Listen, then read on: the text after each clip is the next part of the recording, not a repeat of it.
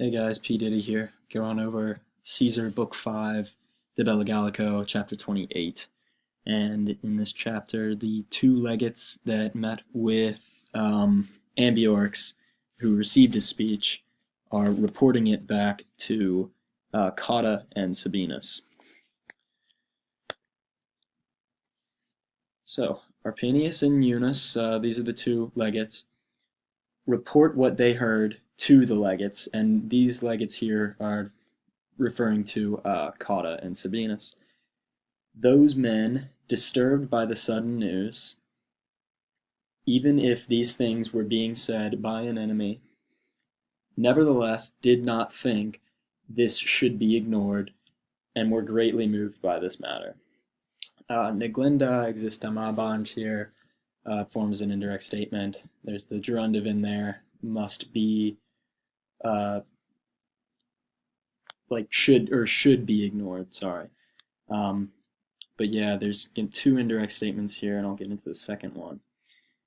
Because it must scarcely be believed, sorry, credendum wix here, credendum comes up, that the unknown and lowly state of the Eburones would, on their own accord, wage war upon the Roman people. And so here, Caesar's reflecting on the unlikelihood of a state or a tribe as small as the Eburones trying to fight the Roman people, which is a common theme throughout this. The distrust of what Ambiorix is saying and the distrust of the Eburones themselves. And itaque ad concilium, meanwhile, or therefore, they report the matter to the council. Concilium here, a council.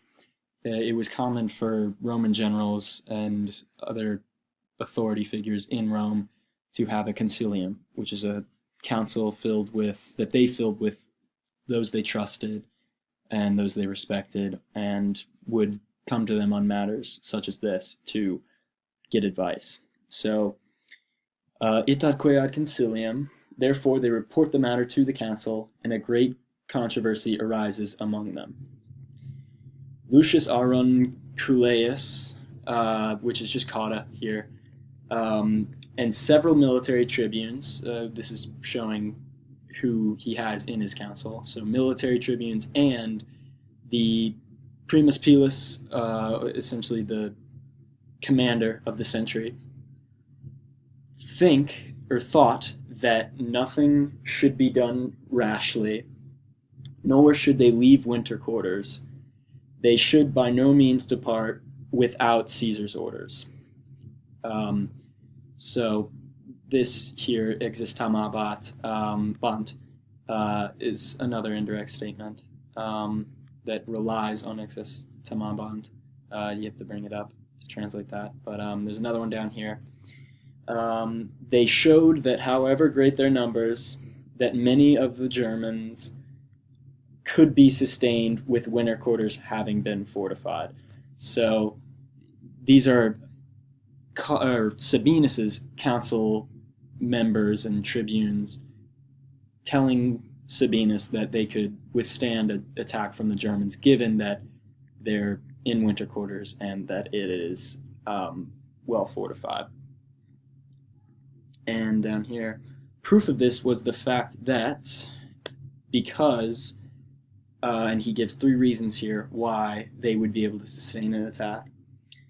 The first enemy attack, or that they had sustained the first enemy attack very bravely, with many wounds having been inflicted upon the enemy. They were not pressured with a lack of grain, or regarding the grain, they were not pressured. And meanwhile, help would come from both nearby winter quarters and from Caesar. So these are three reasons that really Cotta has listed, along with the other advisors, for Sabinus, trying to make the case to stay in winter quarters. Conventora here is a future active infinitive, would come to help, and or would come, And postrimo, finally, quid esse levius? They asked what was more serious or more shameful than to make a decision based on the authority of an enemy. So essentially, Cotta and his advisors are really basing their decision off of the untrustworthiness of Ambiorix and the Eburones, given that they are enemies and that they had just attacked them, and is trying to convince Cotta, or not Cotta, Cotta is trying to convince Sabinus to stay in winter quarters rather than leave, especially given that Caesar has not ordered them to leave. And you have to remember that Caesar's the one writing this, so he's projecting essentially his opinion on the matter, that he disagreed with what they did mostly because he didn't tell them to do it. But yeah, there's a bit of controversy and disagreement among the council.